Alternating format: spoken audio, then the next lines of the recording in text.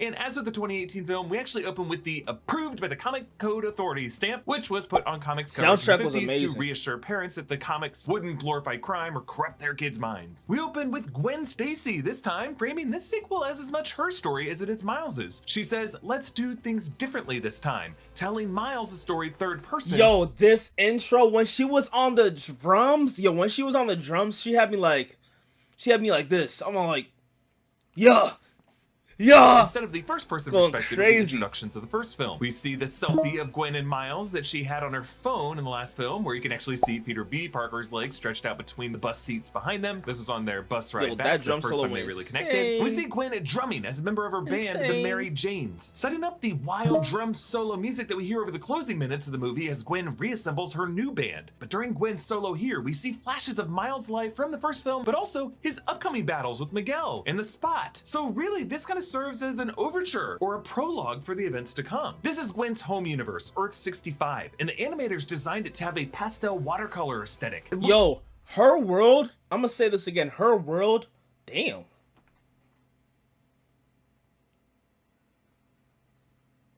Her her world, I'm gonna skip that pause. Her world was so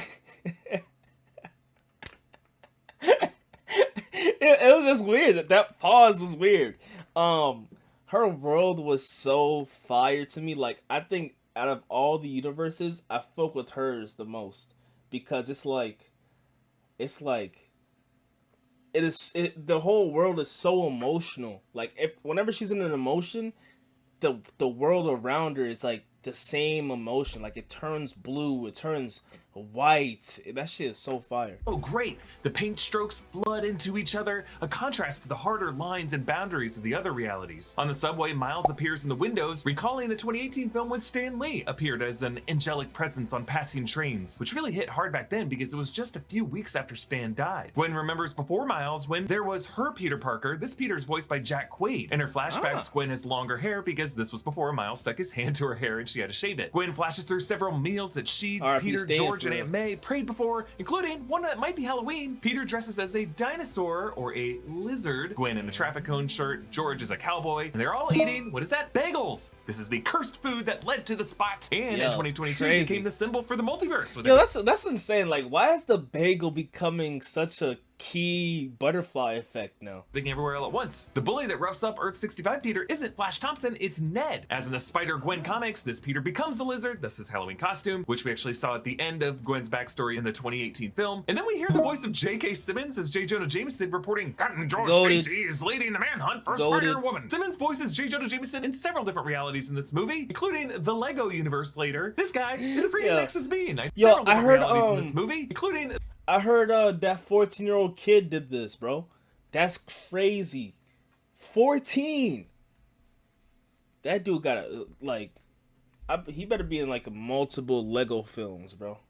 I see he has a great future. the Lego universe later. This guy is a freaking Nexus being, I'm telling you. In the Stacy family home, Gwen is watercolor painted blue and an otherwise pink wash, showing her depression. Her room, her sanctuary, is also blue. Like, this is why I love this so much. Just look at this room. Like, it says so much for no reason. Like, you don't even have to be an art fanatic to see this. Like she is, but her dad, in orange and fuchsia, wears a Faded Visions Gymnastic Academy sweatshirt, suggesting he might have once done cheer and probably coached Gwen's acrobatics when she was young. He's a good papa. Gwen has replaced her teal ballet slippers with teal Chuck Taylors, which she reportedly got from Hobie Brown. So I don't know, maybe they met before Gwen teams up with Miguel and Jess in the Spider Society. When Gwen hugs her dad, the blueness of her room warms into pink watercolors. See? Sometimes that's all it takes to change your whole world. Fire. Above Gwen's door is a sign reading, "Protect trans kids," and some of you are mad now. And if that pisses you off, feel free to stop watching. I don't need reviews. Spider-Gwen webs up her dad. So, how's the manhunt for me going? Yeah, she lowers her voice just like Miles does when he is masked and he talks to his dad. Thank you for your bravery tonight. Now the vulture she fights glitched here from another universe, and he's named Adriano.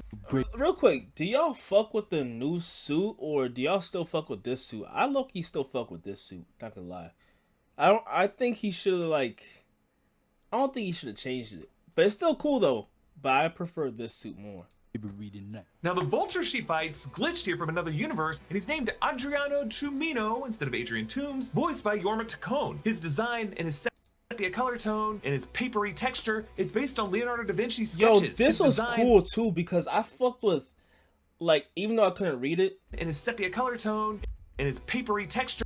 like, just seeing like these scribbles, like these cursive writings, just because he's shooting shit, that shit was low-key kind of fire. It's based on Leonardo da Vinci's sketches. I like how when he fires weapons, da Vinci scribbles and instructions appear around him. He lands in front of the Jeff Koons retrospective exhibit. This is a real exhibit at the Guggenheim with balloon animal fixtures made from stainless steel. So basically, this is a Renaissance era artist disgusted with postmodernism. It's just kind of an art joke. He says,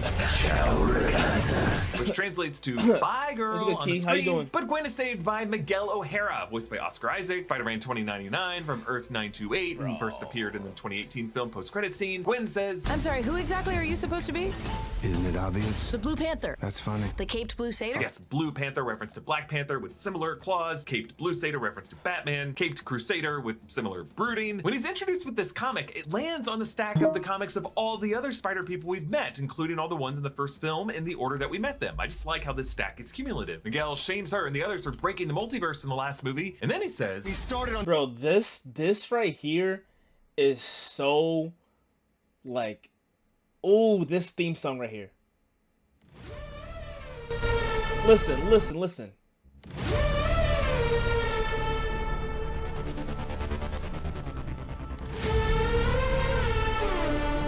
Yo, when he first entered that shit, bro, that shit had me like, And I agree with you, Key and Bradley. They've had none of their characters in the movie were like you feel me? All of them were like, you were interested in all their stories, everyone's stories. You wanted to know more of them. Like, that shit was so fire. Doctor Strange and the little nerd back on Earth 1999. Who's Doctor Strange? Sounds like he maybe shouldn't practice medicine. yes, Earth 199,999 has in the past been the numerical designation for the MCU films So we are living in Earth 19999, right? and the shows, but this was thrown into question when You Christine didn't spoil. I told everybody that does not want to that does not want to look at the spoilers to leave. So this is a spoiler free or a spoiler type stream. Palmer called it 616 in Multiverse of Madness. I made a video proposing that the MCU deserves neither designation. Vulture reassembles his wing, and Miguel complains, he's I got a believe hammer space. Miguel. And then we see an Fuck editor's what note Jessica's text saying. window popping up, defining it as an infinite extra-dimensional storage area for cartoon hammers and the like. This is calling back Spider-Ham's mallet gift to Miles that he said could fit into any pocket and not take up any space. Miguel's digital assistant is Lila, voiced by Greta Lee, and she calls in Spider-Woman Jessica Drew, voiced by Issa Rae. Her yellow goggles match. I fuck with Jessica. I fuck with her here too. But at the same time, I low key, like, I fucked with the character, but the more the movie was going down, I didn't like her more than I didn't like Miguel. I mean, I still like Miguel. She was the only character that I didn't like. Like, I was like, being like, like her, like, she kind of pisses me off low key. Like, she's the only character in the movie I did not really, feel me? Match the shape of her yellow eyepieces in the comics. Overall, she has the red, black, and yellow color scheme like she does. And yes, she is pregnant. We're about to get to the ending. Oh, this? We don't know the sex yet. My husband wants Like, to... no, I understand. Like, I liked her in the beginning of the movie, but when she was, like, you feel me, turning her back on Gwen, I was all like, come on, bruh. You were the one that wanted her to pull up, so what's the fucking point? to be a... Remember when 299 was perched on top of the roof? Yo, no, that was Ben Riley that was perched on top of the roof. surprise. He's really corny, but so hot. Jessica Drew is pregnant in the comics leading up to the Secret Wars event, and we do not meet her husband in this movie. Presumably, we will meet this interesting character in the Who's the third husband? movie, Beyond the Spider-Verse, coming next year. Now, when the Vulture falls, he hits a beam, and then text says, "Notte notte," which is Italian for night night. And the three of them stop the helicopter from crashing over the bystanders, and one looks up at it and says, "Yeah, I think it's a Banksy," which is a callback People were laughing at that. I was like, what the fuck does that mean? to the same exact soundbite from the 2018 film, the vocal cameo by Post Malone. Yeah, I think it's a Banksy. So Captain Stacy holds his daughter at gunpoint, and she unmasks herself, and the You water thought Miguel was the dad after you saw what Miguel went through? strokes smear down behind them. Just a cool way of showing their whole Yo, point. this scene right here, this scene alone had more emotion, like top 3 most emotion in the movie. unmasks herself, and the watercolor brushstrokes smear down behind them. Just a cool way of showing their whole world melting. Miguel and Jess invite Gwen out of pity to join the Spider Society, and they leave through these hexagonal portals, hexagons being a recurring shape in the MCU to show rifts through space and through dimensions. So on to Earth 1610, Brooklyn. There is a food cart for Mother Shuckers. I love it. We've all He said Brookline is Brooklyn. the Spot, voiced by Jason Schwartzman, as he robs the ATM of a bodega. As he passes the bodega register, it reads, "Game over!" So the Spot peels off one of his oozy ink dots to try to open a portal into this ATM, but he fails. At one point, he runs his own hand to the side and he hurts his knuckles. But when he finally reaches in, notice how the $100 bill has a different face than Benjamin Franklin? You know what's crazy though? When Miles said that he's a villain of the week, I agreed with him. Like, I was honestly like, how is he gonna be a great villain? And then you watch the movie and you're like, oh shit! Like, bro, he had one of the most started from the bottom type of villain upbringings, bro. And thought this might be director Joaquin Dos Santos, I'm not exactly sure. And in addition to calling it an ATM machine, the Spot says pin number, which is also Like the writing and the pacing for Spot was amazing. also redundant since N stands for number already. Now, Miles cuts away from this to recap the past year. The sequel, I believe, is set 1 year and 4 months after the first movie. Among the villains he fights appears to be the Marvel villain Leapfrog. He says he hosted Jeopardy with categories including arachnidiums, spider sense and sensibility, the wide web world, and Thwibbit. We learn he endorsed baby powder, which is a callback to Peter B. Parker's advice in the first film to use baby powder to get in and out of the suit. Then he has to apologize in a YouTube video. And then we see Miles adding to his No Expectations wall art mural. All of it If the cop sees this, I mean, they're not gonna really do anything because it's like, what the fuck they're gonna do? Go to another dimension and arrest him? his friends from the 2018 film. I love how throughout this movie, Uncle Aaron keeps coming back and back and back just to remind us how important he is to Miles' life and set up the big twist in the final The film. video has Back 69 here, we million learn he dislikes. endorsed baby powder, which is a callback to Peter B. Parker's advice in the first film to use baby powder to get in and out of the suit. Then he has to apologize. 69 million dislikes. Jeez. And he's streaming. 10 million views and that doesn't make any sense. How is there 69 million dislikes and 10 million views?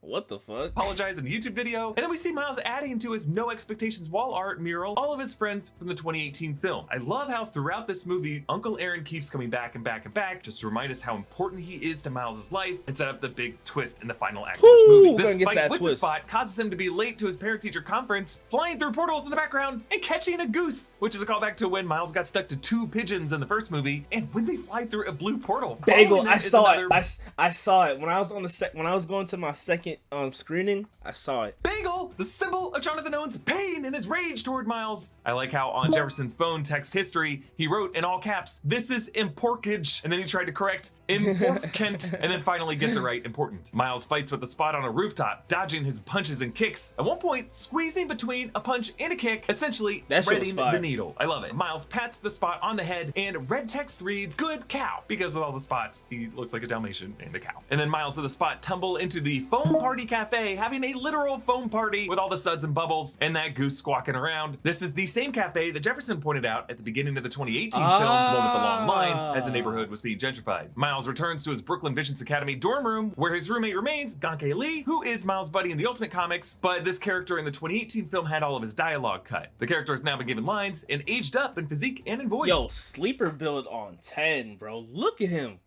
Like, I'm not gonna lie, bro. Asian niggas, they got the best glow up. They got the best glow up because they can be fat in one life, and then they work out. They look like a completely different person. Am I lying? Am I lying? You feel me?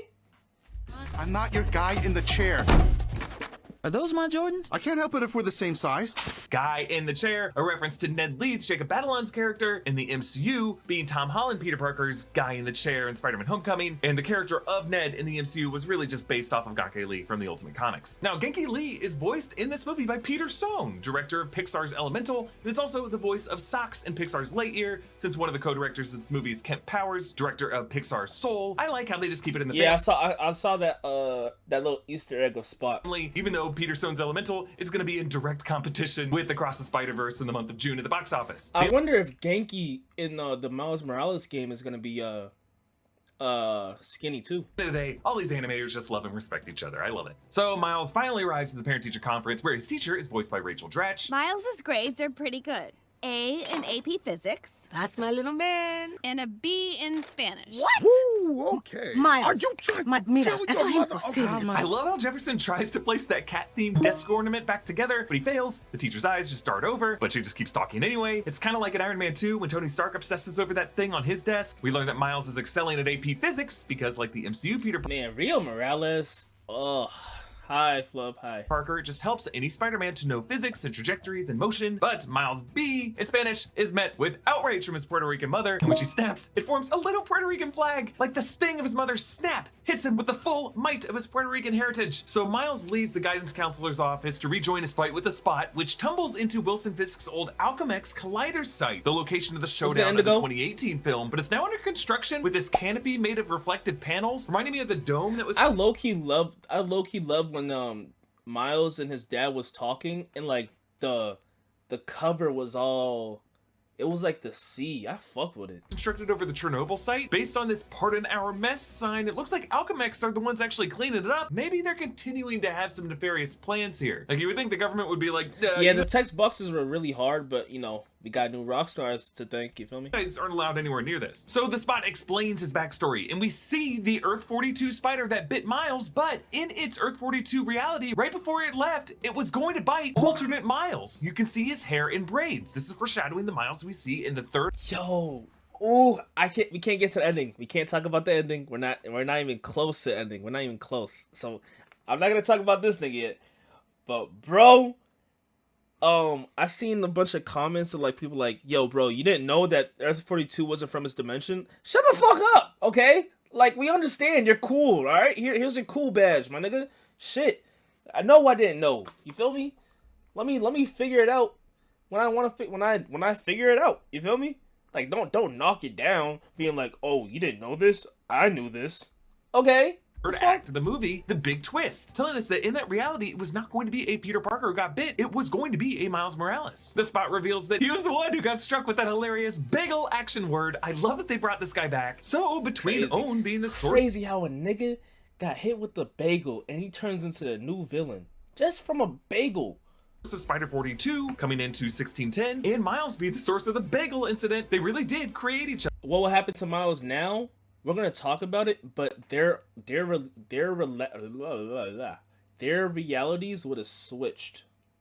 Like, their reality switched because our Miles got bit by the spider. The Spot trips and he kicks himself in the butt through a portal. It looks like one of the pieces from debris from the hex tiles kind of looks like the rectangular USB drive from the first film. The trip mirrors Miles tripping on his shoelaces when he was running across the rooftop for his jump test. That is what broke the USB drive, and it kind of was the embarrassment early in his arc that motivated the rest of that is what broke the USB drive, and it kind of was the embarrassment.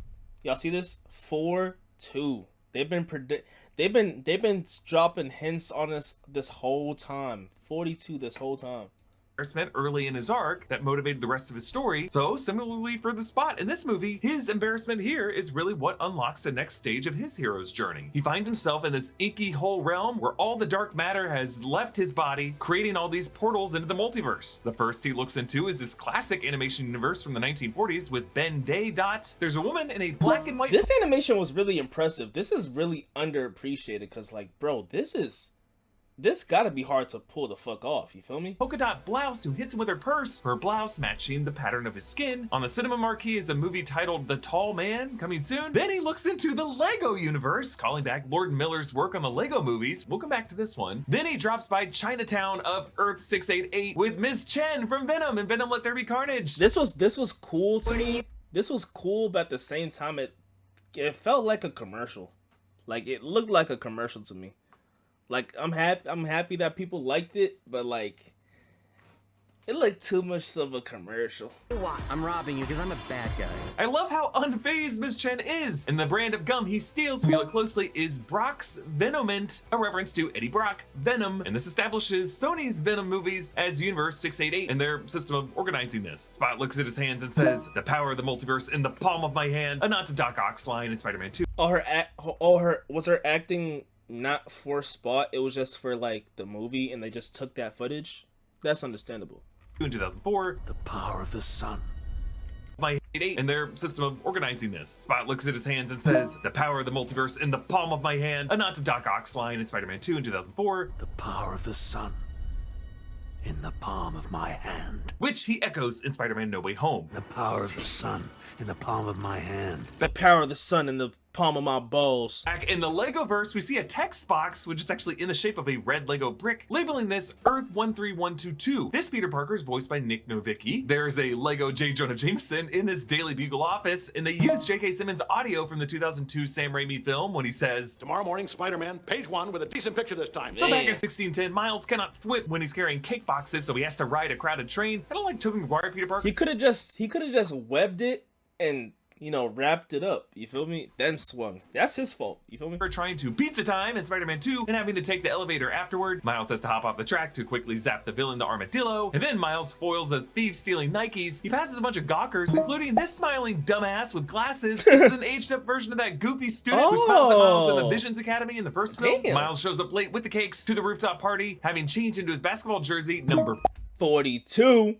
42, Miles' number. The cakes are now wrecked. His heartfelt messages spelling out just, "I'm not," and then proud. Yeah, that was Jeff kinda and fucked Rio up. complain that Genki calls them by their first name, so later when Gwen does it, they really cringe. Miles refers to his friends Peter and Gwanda using Gwen's fake name that she gave him in the first film. Miles returns to his room where boxing gloves hang by the door, again reminding us of his boxing lessons with Uncle Aaron. There's also a Michelle Obama campaign sticker suggesting that in 1610 she was the Obama who held, or at least sought, Oof, no wonder why all of them are skinny, because they didn't eat when it was lunchtime, because all she gave was fucking apples and nasty ass beans. When we used to have amazing things like pizza Fridays, good pizza, not cardboard pizza, good pizza. We also had French toast, real good French toast. We had, what else did we have? We had hot dogs, good hot dogs, not them stale ass hot dogs with that stale ass bread.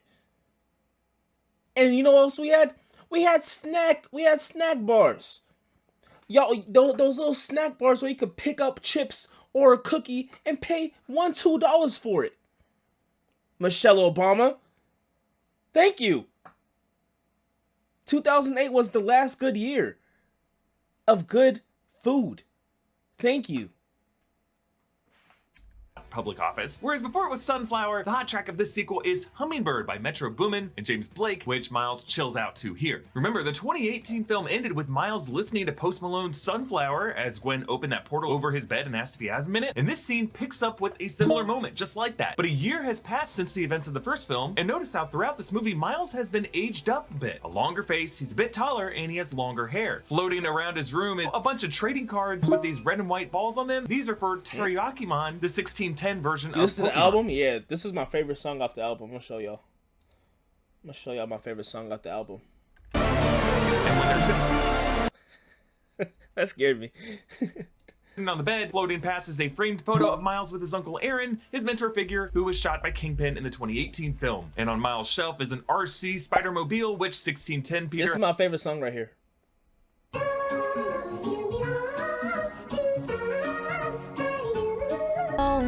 And the thing is, when this song was playing and Gwen had so many transitions, I was all like, damn. Like, you couldn't keep your eyes off the screen. Save it for the outro? Okay, my fault, gang, my fault.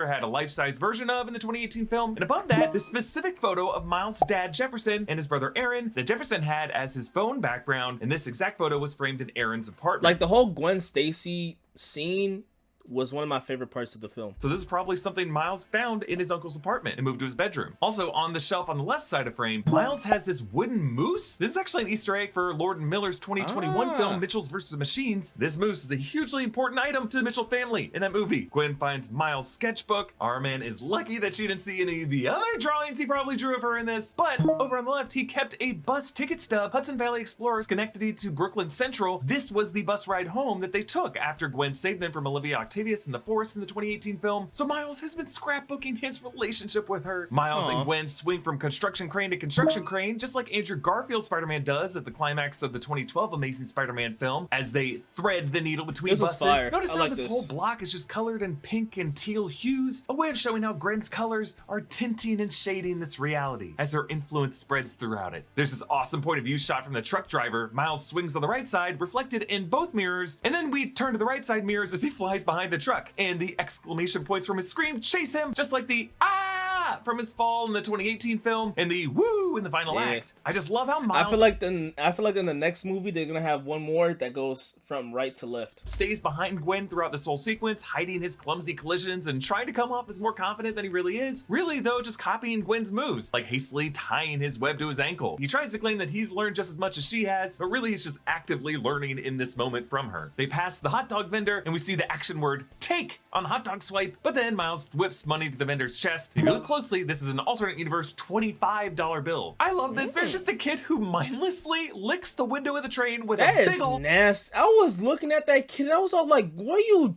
doing, bro? I ain't seen no kid do that. And the mom, where's the mom at? Where's the pops at? He's about to get mad bacteria. He's about to get sick. Smile. I think he's my favorite character in this movie. I can watch him on loop. This is just so funny to me. Gwen plants a drone to spy on the Spot's apartment. Above it, I love this, is a billboard with a bagel. All of it, always, all over the place. A 1610 version of the bagel-themed Everything Everywhere All at Once. This movie's animators clearly acknowledging the bagel parallel with Jonathan Owen. Miles and Gwen look out at the city, sitting upside down from the Williamsburg Bank building, creating such a... Because he did that shit near Gwen? Did he? Did he? No. Trippy but great visual. Gwen says, In every other universe, Gwen Stacy falls for Spider-Man. And in every other universe, it doesn't end well. Not only is she referring to Earth 65 Peter's death as the lizard, she's also referring to the universes where Gwen Stacy famously dies in the Death of Gwen Stacy arc, like we saw with Emma Stone in The Amazing Spider-Man 2. Back...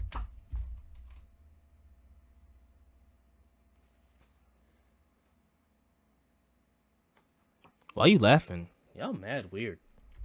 Death of Gwen Stacy arc, like we saw with Emma Stone in The Amazing Spider-Man 2. Back at the rooftop. Yeah, Peter Parker's death was low-key kind of like how did he die from a crane? Like a little tiny... What's good, Manny? No one's laughing, bro. Stacy arc, like we saw with Emma Stone in The Amazing Spider-Man 2. Back at the rooftop party, Miles and Gwen whip some food, and we see a can of grape drink, a nod to my favorite Dave Chappelle bit. A lot of black people don't have the privilege of knowing about grape juice because they have grape drink. It's not the same formula. After Miles' parents scare off Gwen, we get this heartfelt moment between Miles and his mother, Rio. The city they look out on has incomplete sketch lines in the distant background for the buildings, kind of in the haze of the city. It's just a really cool detail to suggest that the Manhattan skyline is a part of New York that Miles might not know as well, because really his home neighborhood is Brooklyn. Rio gives Miles the advice that he really needs for this whole film. Yo, she has been, whenever she talked, my eyes never went left or right. My eyes stayed stuck on her, bro. I was not, bro. Yo. Whew. Saying that she hopes her son never lets any one of those big, fancy, important places he's going to be in tell him that he doesn't belong there. I think all of us can relate to feeling like an imposter. That whole dialogue between her and Miles kind of just told the whole story of the movie. Or a mistake, or told... Yes, she's bad. Of course, yes. We're not ready for the big leagues. And I think the third Spider-Verse movie will prove that Miles' anomalistic status is actually the rule all Spider people should live by. But it's just sad to think that this moment with Rio is the last time in this movie Miles will talk to his home reality mother. And his chat with Jeff earlier might be the last time he talks to his dad from any reality. Miles changes wardrobe as he descends a fire escape, unzipping his pants on the ground and seeing a dog walker and a dog, and then awkwardly re-zipping his pants back up. Okay, then to Owen's apartment. We see from photographs that he was once a long-haired long-haired and bearded colleague to Liv Octavius, his spider containers are labeled Earth 42. This was the spider that bit Miles, which is I was not talking about her hips. now deceased because Miles swatted and killed it. But there are other containers labeled 14512, that's Penny Parker's universe, 333, 90214, that is Spider-Man Noir's universe, and 19925. This is a universe supposedly written by a bot. Miles jumps in after Gwen into the portal tunnel and lands in Earth 50101, Mumbattan, a cross between Mumbai and Manhattan. From above, its geography looks like the island of Manhattan, but greener, and what we think are the rivers are actually just the city's lower levels. The artist designed Mumbattan to keep going down and down and down, a contrast to 1610 and Nueva York, where the city just goes up and up and up. In Mumbattan, instead of the trains running on top of the tracks, the cars hang below from the rail above them. Throughout Mumbattan, you can see signs for Zomato, which is a restaurant group in India, and here we meet Pav, Privateer Prabhakar. I fucked with him. He was nice. He was cool. Like, he just spews out happiness. Spider-Man India from Earth 50101 is voiced by Karan Soni, aka Dopinder from the Deadpool films. He spins his web shooter on a spindle like a yo-yo. It looks so cool. All the action words in 50101 are in Hindi. Like at one point we see thwip in Hindi, and when Privateer hits the— And also, like, I understand, like, they're speaking Spanish and other stuff, but, like, can we get subtitles for when Rio was speaking Spanish? Because, like, I want to know what she said, too. You feel me? Like she said something in Spanish, and then I think a Hispanic family was laughing. I was all like, the Hispanic family's laughing because they know, and I don't know because I don't know Spanish. So I missed the joke. You feel me? The spot in the back of the head, it makes this Hindi word dadak, which translates to roughly bang or slam. And Privateer corrects Miles on the common American chai tea mix-up. I love chai tea. What did you just say? Chai tea? Chai means tea, bro. You're saying tea. And I love how Miles is so distracted, he spills the tea. It flows from the cup onto the table. Also, you could consider this a callback to Miles correcting the spot on ATM machine, which is also redundant. The M stands for machine already. So as these three fight the spot in Mumbattan, we see that his dark matter has filled in more of his body so that he's gradually going more from white to black. You know, they really could have defeated him in the first 5 minutes of the movie because he had no spots, but Gwen wanted to get some black dick. Throughout this movie, he makes it to the Mumbattan Alchemex lab for its collider, and Miles tries to supercharge the barrier with this new move that he's working on, but Hobie Brown arrives. Spider-Punk. Yo, bro, he was a game changer for every reason. For every reason, not no reason. Bro. And he looks so cool in this movie, made up of different textures of paper newspapers and posters, but a lot of it is in the speed at which he moves. In the 2018 film, remember, Miles was initially animated on 2s, which means 12 frames per second instead of the normal 24 He's frames. so hot. Frames per second, giving him a more staggered, choppier movement. By the end of the movie, he was animated on 1s to show his evolution into smoother, more confident swings in 24 frames per second. Hobie in this movie is deliberately animated, I guess you'd say on 4s? It looks like 6 frames per second. Really, really choppy. Bro, he is like, he's so good. I don't know why he was so good. Like, it's deserving too, because it's like, they spent, what, 3 years animating him, so they wanted him to have as much screen time and enough, talking time in the movie. Movement, but intentionally staggered. A punk rock poster come to life. I love how this reflects Hobie as a character, a spider variant who makes a choice of being out of step with the other spider people, even more grounded in his home medium than Miles was. It shows Miles that there's another way to exist in this multiverse, an arguably more powerful way, because it forces the viewer to look at every single pose that you strike. Hobie says, I'm not a role model, I was briefly a runway model. I hate the AM, I hate the PM, I hate labels. Yeah, hate the It PM. was kind of hard though. It was kind of hard trying to understand him because he's British. Like sometimes when he was talking like very soft, I was like, damn, I can't hear it. Like, A bit of wordplay there, because wordplay is always very common in the Cockney slang. Like later we see him say Scooby-Doo, meaning clue. But by PM, yes, he's saying he hates the time of day in the afternoon, but also he hates the PM as in the Prime Minister, as the punk rock music scene in the UK grew out of anger largely at Prime Minister Margaret Thatcher. Geology is a 22-time award-winning skin, hair, and body care company recognized in Men's Health, Oprah Daily, Hypebeast, Birdie, Esquire, and GQ. Their products are built around just a handful of powerful, proven ingredients that have been trusted by dermatologists for decades. Just take a quick 30 seconds. The thing is, the movie came out 5 days ago. He posted this 3 days ago. So it took him a day and a half to edit and drop this video. he was on timing. Like Eric Voss is on timing. Diagnostic quiz, and Geology will create a simple and effective skincare or hair care routine customized just for you. Geology's co-wash and their deodorant are just so great, and I use them all the time. But right now they're offering a special offer. Oh yeah, he did get like early screenings and shit, huh? For a skincare sampler pack, and Geology skincare stuff is in a league of its own. Geology's line of skincare products can help you fight acne, reduce oilness, prevent wrinkles, combat dark or puffy under eyes, have smoother, hydrated skin, and target signs of aging. There's never been a better time to try Geology than right now. For this limited shit is time, not use tedious. code Rockstars100. This shit makes me even more in love with the movie. Like people nowadays, people are like, yo, No Way Home was kind of ass now, but it was for them, it's kind of ass because the hype for the movie was insane. But now that the hype died down, they're all like, oh, it's kind of ass. But it's not ass. But with this movie, this movie, you're all like, yeah, this is an amazing movie from years and years and years. To get 100% off your personalized 30-day skincare sampler set, all you have to cover is the $4.95 for shipping. What a deal! On top of that, new Rockstars fans get an exclusive bonus offer of up to 50%. Oh, yeah. Actually, did he make the... Yeah, he probably did make the video a long time ago, then posted it. All right, yeah, I hear you. Off on an additional skin, hair, and body product of your choice when you add it to your trial. Click the link in the description or go to This one to skip? He deserves it, bro. He deserves it. He's been on timing.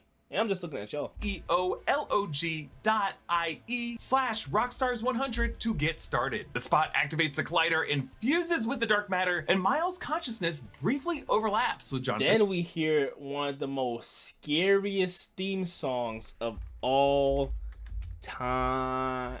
Not all time, but scary. Scary. Is this the one?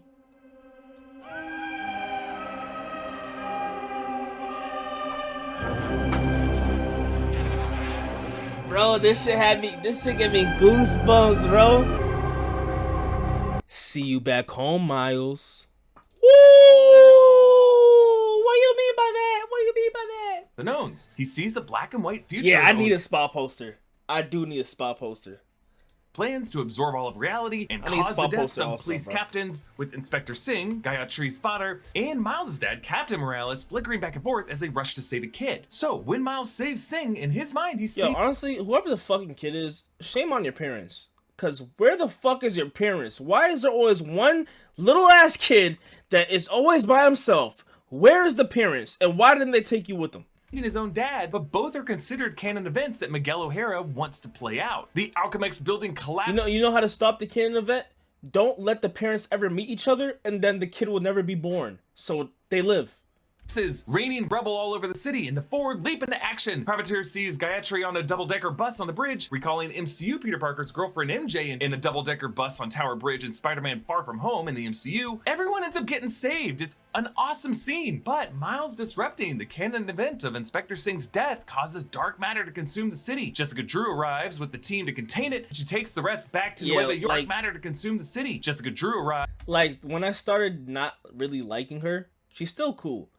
Is when she was walking towards Miles and she was just like, bro, at least say hi. Shit, why you gotta be so petty for? Arrives with the team to contain it. She takes the rest back to Nueva York, Earth 928, Spider Society HQ.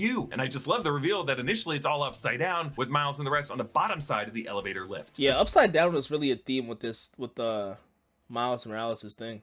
It's an interesting directional inversion of that great moment in the 2018 film where Miles dives, but they invert the shot to make it look like a triumphant rise. Here it's the opposite. Miles is technically rising and going up the skyscraper, but because he's upside down, it feels like a descent into hell, because this is not a good place where Miles is going. But hey, we get to meet a ton of spider things. The animators say they created 280 spider people for this movie. Wow. We've already met a dozen or so, but the majority of ones in this not gonna lie, some of them were way too damn thick. Like the one with Jessica Drew, there was this one Spider Woman. She was like dummy thick. Like her ass was like right here, like it was this big. HQ are really just non-specific variants of different shapes and suit designs. I'm just gonna cover the specific references to ones known from the comics and other media. So as they arrive, we meet Malala Windsor, Spider UK from Earth 835. She's voiced by Sophia Barclay. She says, "Anyone spot the spot?" And Jess gets annoyed and asks if anyone else's jokes, and we see yellow text boxes showing everyone else's jokes. See, Spot run. X marks the weird looking bad guy. Did you say quip or thwip? We need to run a spot check. He could be in any hole in the world. Puns are my weak spot. See, I wanted to see this so bad, but it went by too fast.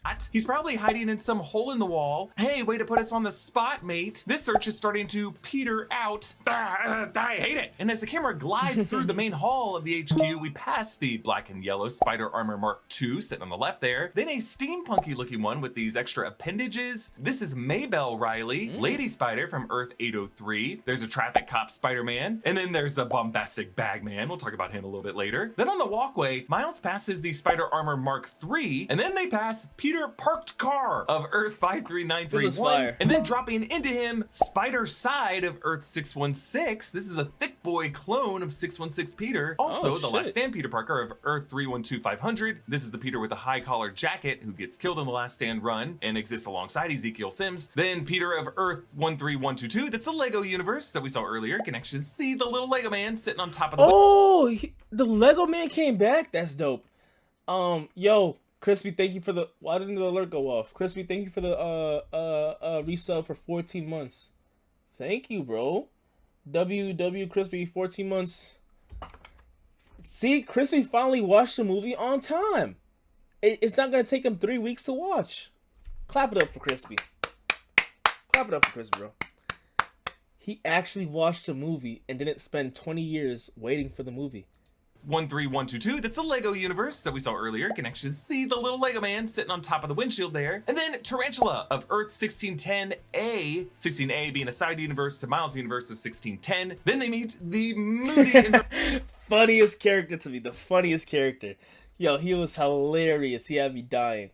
Dramatic Ben Reilly, Spider-Man, aka the Scarlet Spider from Earth 94, voiced by Andy Samberg. It's mentioned here that he's a clone because yes, he is from the Clone Saga, and yes, he's got a lot of baggage. Then they meet the Web Slinger, a cowboy Spider-Man from Earth 31913, voiced by Taron Killam, and his horse Widow, who's also in a mask. Lila takes him on the tour of all the multiversal anomaly villains who have been captured. She mentioned Elemental. I'm gonna watch Elemental, but I don't think I'm gonna watch it in theaters because I don't really care.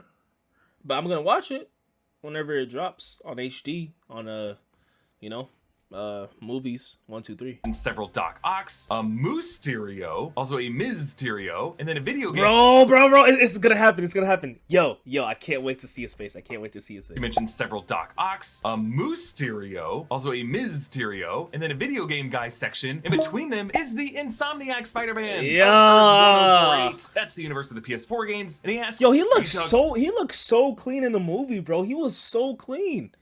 Like that's like insane. Fucking animation right there. Me, and it's the voice of Yuri Lowenthal, who voices Peter in those Insomniac games. There's an interesting villain named Typeface who says, "Go to Helvetica." In the 2018 movie, they changed all the New York City public transit signs from the Helvetica typeface that it's in the real world to Arial, which Microsoft introduced in the early 90s as an alternative to Helvetica. So this might just be an inside joke with these animators. They might just really hate Helvetica and prefer Arial. And I can tell you, as someone who writes all my scripts in Arial for YouTube, Arial is much nicer because it takes up less space on the page. So that might be it. Then Lila mentions an interesting Craven, a boring Rhino, and then, oh my god, a Prowler, a cameo by Donald. Yo, he fucking deserves it, bro. He fucking deserves it. Because he's the one that started this shit, right? Wasn't he the one that started this shit? He fucking deserves it, bro. Glover in live action. Yeah, it was, the way he started was he wore a Spider-Man shirt in, the Community show, the show that he was in, like in the intro, and then somebody got inspiration from it and turned him to Miles Morales. Hobie claims he was the one who caught him himself, and Glover says, "I slipped." Remember, Glover played Aaron Davis in the... Then, oh my god, a Prowler, a cameo by Donald Glover in live action. Hobie claims he was the one who caught him himself, and Glover says, "I slipped." Remember, Glover played Aaron Davis in the live action MCU in Spider-Man Homecoming in 2017, and in that movie he referenced having a nephew who lives in that area, and in a deleted scene calls him Miles. Glover also cameoed in the 2018 Spider-Verse film. Yeah, see, right there. That was the first appearance that turned Miles into Miles. His scene in NBC's Community when Troy wears Spider-Man PJs. It's possible that this could be the same Aaron from the MCU just years after Homecoming. It is just wild to see a live-action character sharing the screen with animated ones like Mary Poppins or Who Framed Roger Rabbit, and it increases the likelihood that this series in the next movie may introduce a live-action Miles Morales who will be in the MCU. Ooh, wait. Hold on. If they bring in a live-action Miles Morales to be the new MCU Miles, it's gonna be me. Yo, Marvel, bro. Listen. I could play. Watch this. Watch this.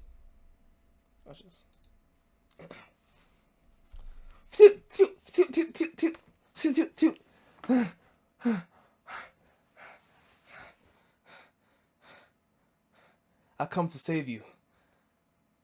Right? Like, put me on Marvel, bro. I'll go through all the strength training. I'll go through all that, bro. Yo. See, we need inspirational music. Like,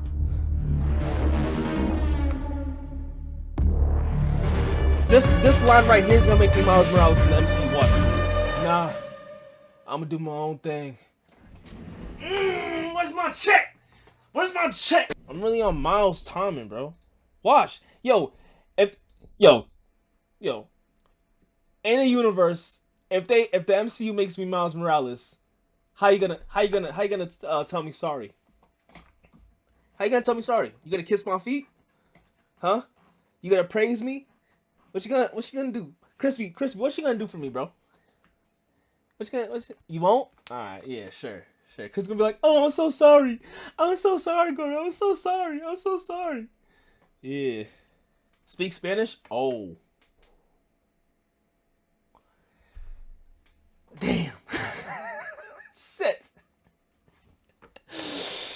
Oh, I'm not Puerto Rican. Fuck. I'm not Puerto Rican. I could take. Yo, I'm from Massachusetts. I'm black, and I could take Spanish lessons. Massachusetts is right next to New York.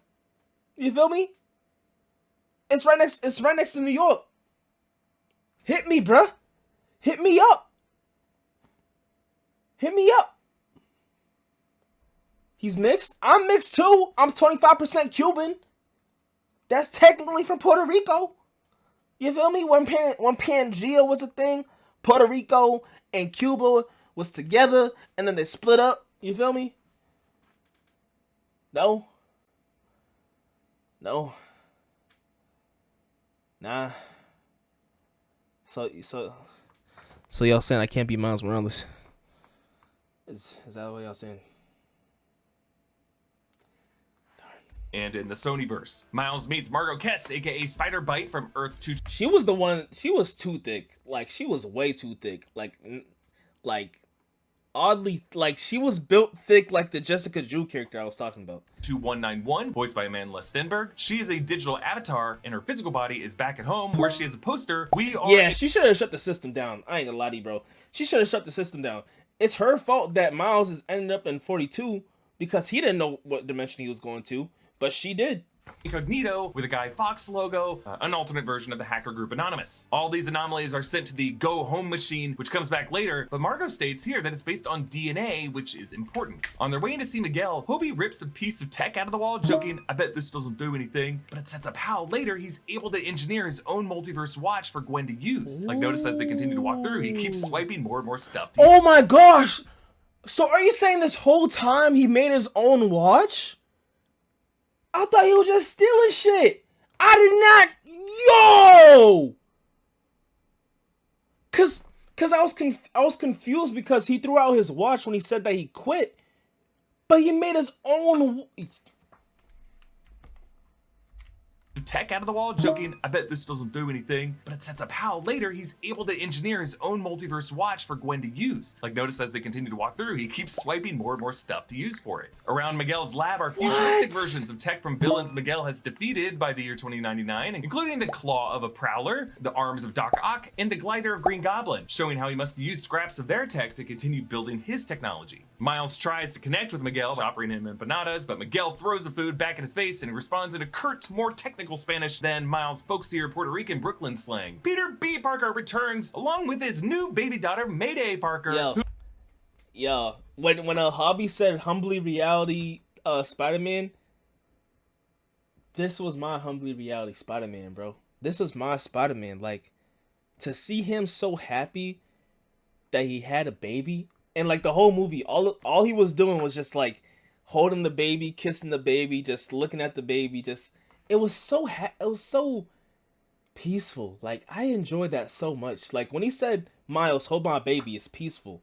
Just even looking at him and his baby just made me so happy. Who has a baby day pass, telling us that Jessica Drew gave Miles a wristband that's normally for babies. So Miguel launches into his big explanation, first depicting all of reality as a glowing white vine with branches, imagery that I think is made to look just like the sacred timeline of the MCU, which split into a multiverse at the end of Loki, and is now the robe is fitting. The robe is fitting. Messy web, last scene in the post-credits. Yo, this scene right here, this scene was one of the most important scenes for any Spider-Man movie.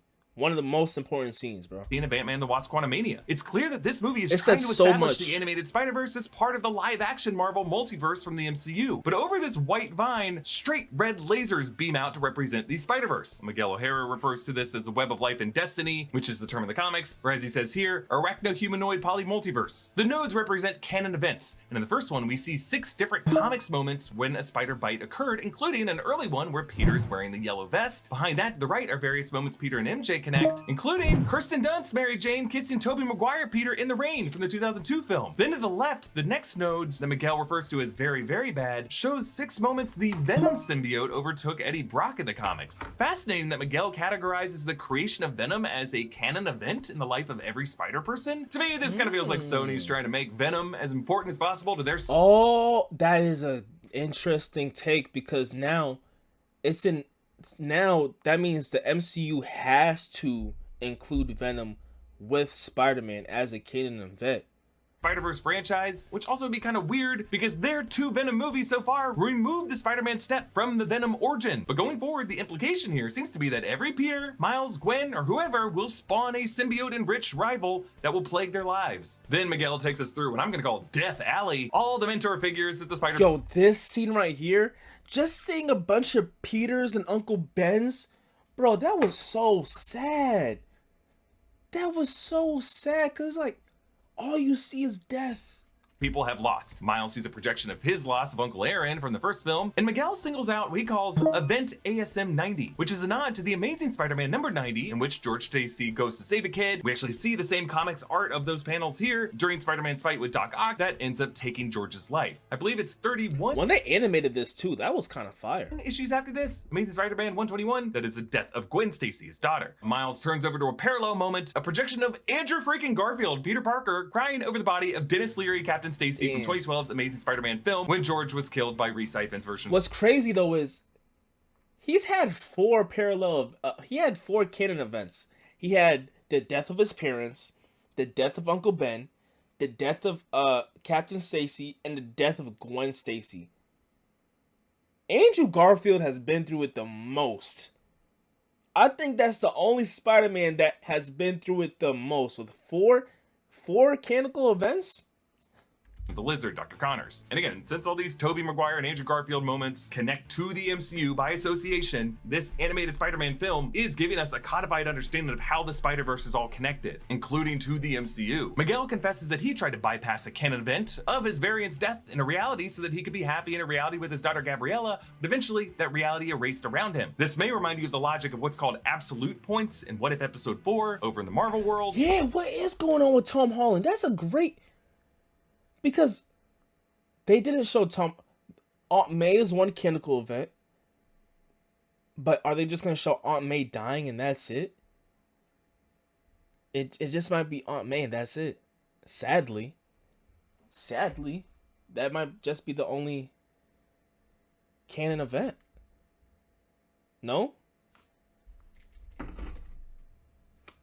I mean, his uncle died, but his uncle didn't die in the movie. So it's kind of like an unemotional type of thing. But it just sounds like different terms for the same kind of idea. Peter B. Parker explains the necessary loss of Uncle Ben, and in one node portal, we see Cliff Robertson, Uncle Ben, dying from the 2002 Sam Raimi film, and Tobey Maguire, Peter Parker crying over him. But to the right of that is the animated spectacular Spider-Man, the one voiced by Josh Keaton, in the moment his Uncle Ben died, and then on the far right is Uncle Ben's death from the cutscene of the PS4 game. Josh Keaton actually joins the other Spider people in this intervention, saying, "I know it's hard, but it's..." Yo, when he had a line, I was so happy because I thought he was just gonna be in the background. Wow. Truth, Miles. When Miguel traps Miles in this red energy field, Hobie holds out his hand's palms, calling back his advice to Miles back in Manhattan to use the palms instead of the fingertips. And that's crazy. That's the same camera angle too. Yo, Hobie goes crazy. And so when Miles listens to him and blasts out of the cage and all the other Spider people chase after him, Hobie's like, "Nah, I'm out." And he leaves back through a portal and tosses his watch behind. I'm telling you, as we look ahead to Spider-Man Beyond the Spider-Verse, Hobie Brown is a very important character and a potential mentor to Miles Morales that none of the other characters are. So Miguel alerts the Spider Society. In this cafeteria, one of them's reading a newspaper with an opinion page headline, "Are cats man's best friend?" They all break into groups of 3, recreating the pointing meme from the post-credit scene of the 2018 film, which of course was repeated in the live-action Spider-Man No Way Home. I just love the idea that 3 is kind of a magic number for these Spider people to stump them into confusion like this. The group closest to us includes the white logo PS4 game Advanced Suit Spider-Man, and next to him is Spider-Man Unlimited from the late 90s animated series. And then entering Sector 4 is this dude. Do I have web on my face? What's the deal? This is Spider-Man 2211, aka Max Bourne from Earth 9500, an associate of Miguel O'Hara in the 90s comics. And Miles clings to his back. He was only like not to make it racial, but like Jessica Drew was just hating him, and then Hobie was like, "Yo, I got you, bro. I'm gonna make sure that you straight." Kind of like Aladdin does with that bodybuilder when he flees the guards in the chase sequence of that movie. He falls down and they're piling onto him like white blood cells. One of them definitely the gray armored Spider Armor Mark I. And then Spider Cat, who coughs up a web furball on his face. And notice how Spider Cat's gizmo is latched to its tail. Miles says, "This ain't any damn winner," which is a callback to Peter B. Parker when they meet the other 3 eccentric Spider people in the 2018 film. This could literally not get any weirder. It can get weirder. And then there's Petarker, aka Spider Rex. When he thwips, it's T-Whip. Miles gets hit by Chibi Spider-Man, the really small one, and then by Spider Monkey. Then the Web Slinger, Cowboy Chibi Spider-Man, the really small one. And oh yes, I saw this in the film. Like I saw this tiny Spider-Man. Then by Spider Monkey. What? I did not. Yo, he has 4 webs and he's still gonna catch Miles? Yeah. Get out of here. Then the Web Slinger, Cowboy Spider-Man from the Wild West universe and the Ultimate Animated series. He fires bullets from his revolver. Miles and Web Slinger end up in a Clint Eastwood-style duel. The frame goes to a 2:9:3:1 aspect ratio like it does in Westerns, and Miles gets a quick draw with a thwip. And then we get this moment. And then I looked at my uncle and... let me guess. He died? I love it. On the walls of this therapy office is an ink blot test that, naturally, to us and to all these characters, looks like a spider. There's also a diploma from Ditko University, a nod to Spider-Man co-creator Steve Ditko, and it names this therapist Spider-Man Ezekiel Sims, who is the old man Spider-Man from the comics. So since he's the oldest of them, he probably is the wisest and has the most therapeutic wisdom to be able to give them. That's Peter dope. B. Parker asks Miguel to take a photo of he and Mayday's first chase together. Miguel blows him off, but Mayday whips the button of the phone to take the selfie. During the chase, Mayday. Miles slides into the We love legs of Mayday. Flash Thompson Spider-Man, aka Captain Spider. He wears the Letterman jacket. Miles swings ahead of the bombastic Bagman. This is from the comics when Peter gets stuck in the Fantastic Four's Baxter building and has to borrow one of their suits, and wears a brown paper bag over his head to disguise himself. When Miles twists the bag around on his head, you can see the CMYK Ben-Day dots in his outline staying the same size. We also, of course, see Spider-Man from the Mangaverse. Miles pushes him away. Miles gallops on the horse Widow past the anomalies who cheer him on while booing Miguel and the others. Miles takes Web Slinger's hat and stuffs it in the face of Spider-Wolf. Then Miles passes Charlotte Weber, the Sun Spider, who has Ehlers-Danlos syndrome that affects her joints and connective tissues, so she uses a wheelchair and crutches. She's voiced by Danielle Perez, the 1967 Spider-Man from connective tissues, so she uses a wheelchair and crutches. She's voiced. I like how they, give it to the characters that can most relate to them. By Danielle Perez, the 1967 Spider-Man from the animated series Return. This was funny. So like I could do anything. Oh, I think I pulled something. That shit was hilarious. From the 2018 movie post-credit scene, voiced by Yorma Tacone. And then Miles runs through a kind of danger room with past villains, the Sinister Six from the 90s animated series. We see Doc Ock, Shocker, Goblin, and the rest. Then Miles dives out of the skyscraper. A cyborg Spider-Woman follows, along with a Canadian Spider-Woman with a hockey stick that Chibi Spider-Man rides. Miles drops into the underworld in Nueva York, and Peter B. Parker tries to get him to hold Mayday, saying Miles is the reason he had What's a kid. crazy is it's like they have 280 Spider-Men, and they're all like, which one should be in this scene or this scene or this scene? And they had to choose out of 280 of them. It reminds us of that moment in the 2018 film when, remember, Peter B. Parker had split up with his MJ because he didn't want to have kids, but upon meeting Miles and seeing him kick ass, he realized, wait, do I want kids now? Miguel chases Miles on the skybound bullet train. Oh no, that's just making 180 mil. Like, incredibly animated fight. At one point in Miguel's lunge, that shit passed like what, 600 mil? Did I ever fix the hole in my wall? No, I put cardboard and a Demon Slayer poster on it.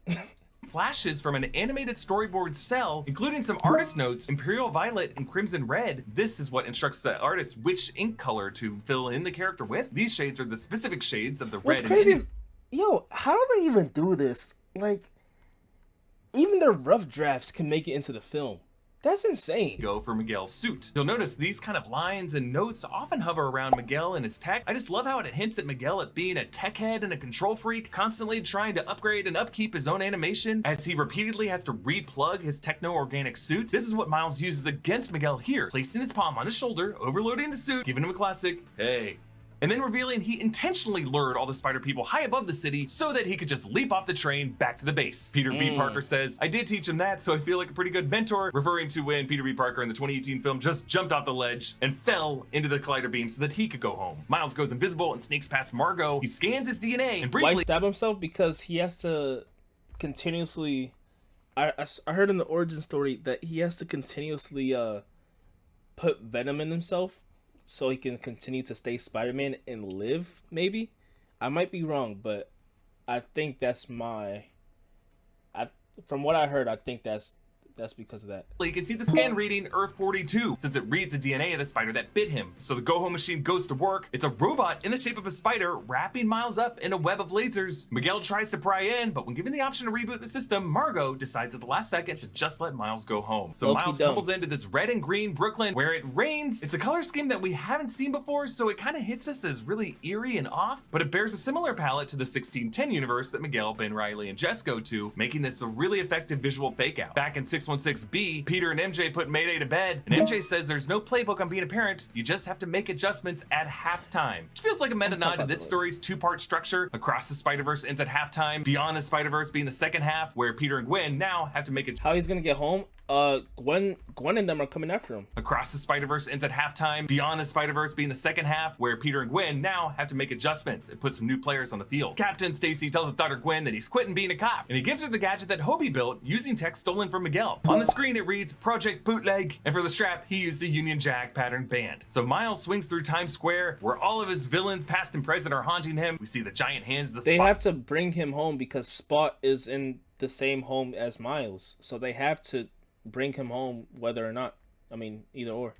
Reaching out to him, but in Times Square, if you look closely, you see W and W's instead of M&Ms, and Soka Coca, which is a giveaway that this is not 1610, because remember, in his universe, it's Coca Soda instead of Coca-Cola. Ben Reilly camps out outside Miles' room in 1610, Hilarious. but Gwen takes him out, and this is right as we see Miles— I hope we still see Ben Reilly. Please, I wish.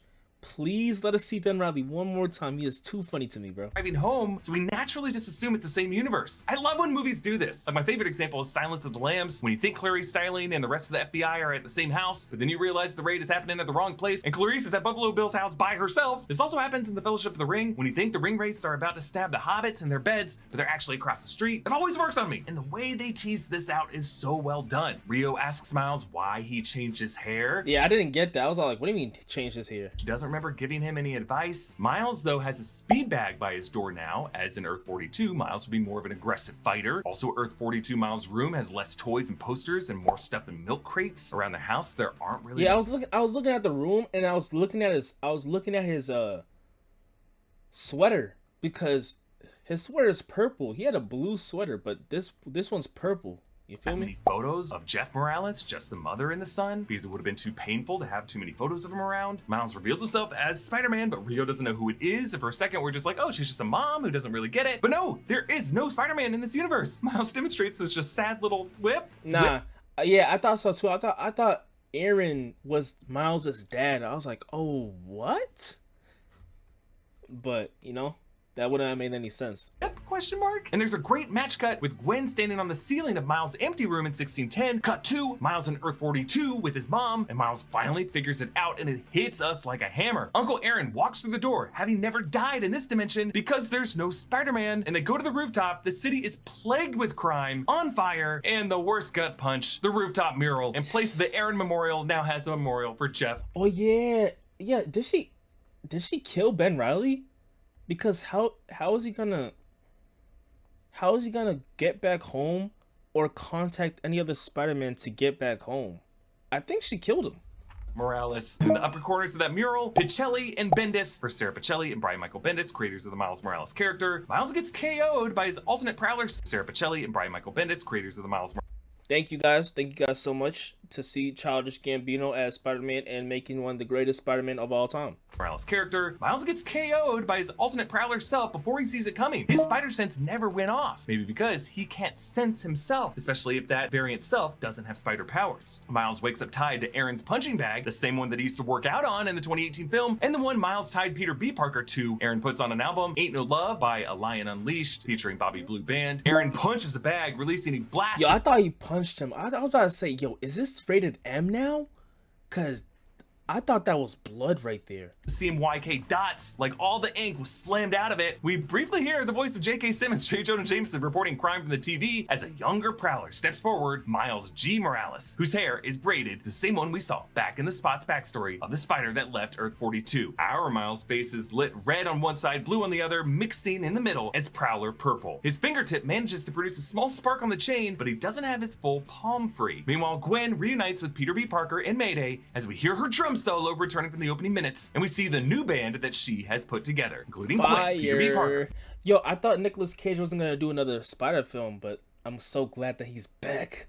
Nicolas Cage, bro. Mayday, Hobie Brown. Yo, you think they're gonna release those purple Jordans? Like re-release them? Privateer Prevacar, Margot Kess Spider Bite, and returning from the first film, but not saying. Yo, and Penny? Yo, they should have showed Penny more because Penny seems so much depressed. Like Penny was so happy, but now she's so depressed. And she looks so tough with her robot. Anything. Penny Parker, Spider-Ham, and Spider-Man Noir. And we end with Gwen asking us the line, "You want in?" This explains why the film opened the way it did. From Gwen's point of view, a third-person account of what Miles went through, telling us why she quit her band, saying let's do things differently this time, and why the opening images included things that happened to Miles throughout the film. This was all Gwen's sales pitch, her recruiting mission, what she said to every single one of these. Damn. That's fire. Spider people to get her to join her team, to join this rescue mission, and this brave step to defy the Spider Society. So yeah, we want in, and go ahead and take my money for Spider-Man Beyond the Spider-Verse next year. Holy shit, what a cliffhanger and what a film. Please support our growing network with— Bro, every character was a 10 out of 10. 10 out of 10, bro. Including Jessica Drew, even though I didn't like her because, you know, she was, you know, not fucking with my nigga Miles, but bro, that movie was insane. Every character was fire. We gotta wait until March 29th of next year. And it's like we're still watching Spider-Man, and then Transformers comes out this week. They should have dropped Flash should have dropped this week so we can be like, you know, we're like, we don't really want to watch that because we're watching Spider-Man. Then we got a refresher, then watch Transformers. Like, because now that Transformers is dropping this week, I don't think it's going to have a lot of hype because Spider-Man, you feel me? Like, dropping it as soon as Spider-Man coming out, like, you feel me?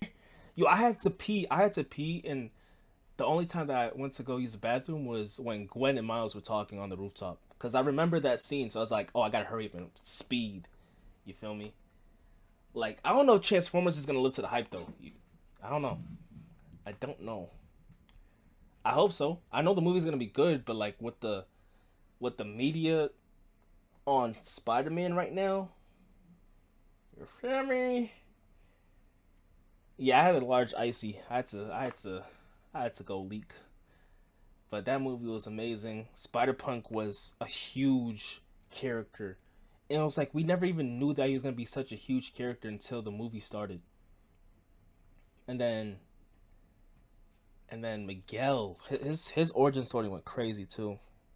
Like, who do you like, chat? Who do you side with, Miles or Miguel? Do you want to let Miles' dad die to continue the web of life, or you want to risk the web of life and save Miles' dad?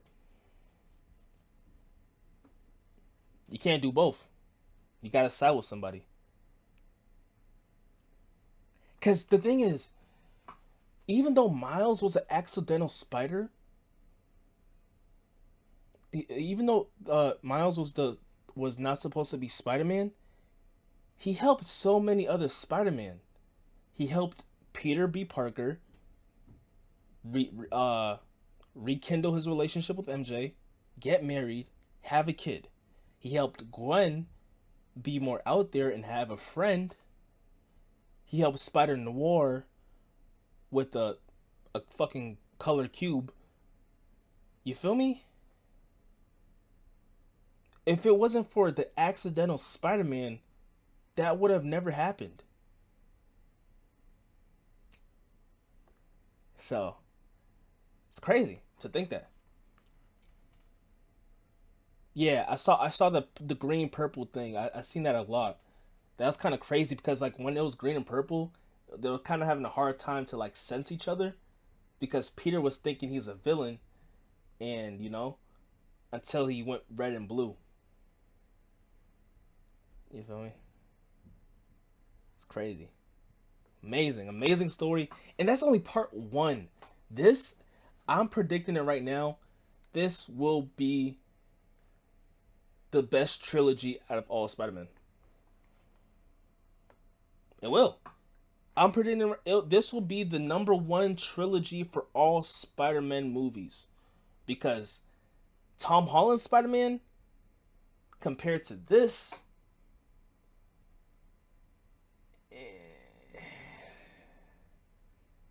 you feel me? Nah. Then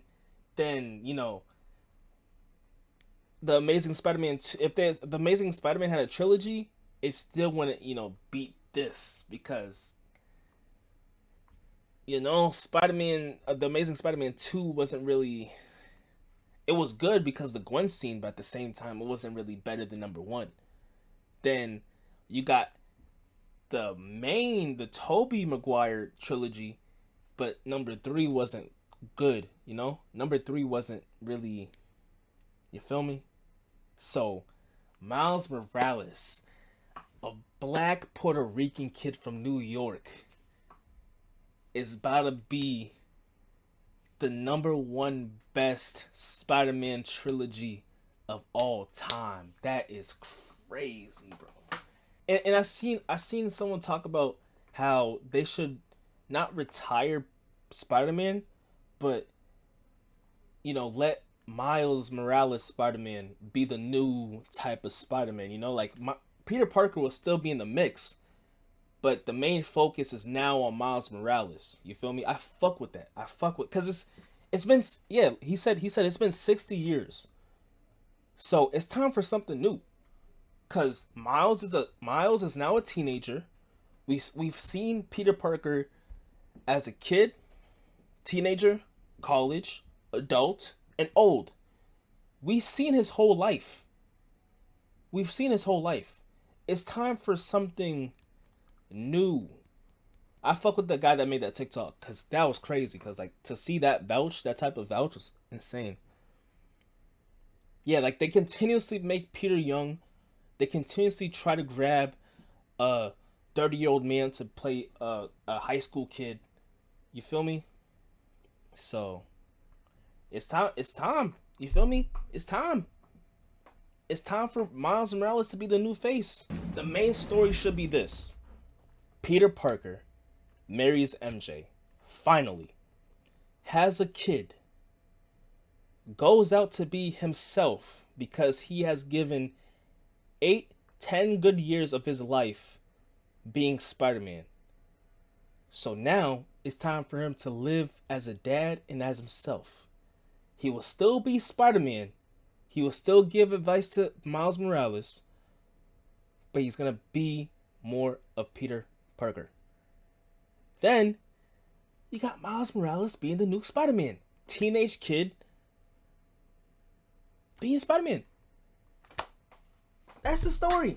Continue with that. Writers, don't make a nigga named Paul, a random dude named Paul, have 2 kids with MJ, and think he's all that.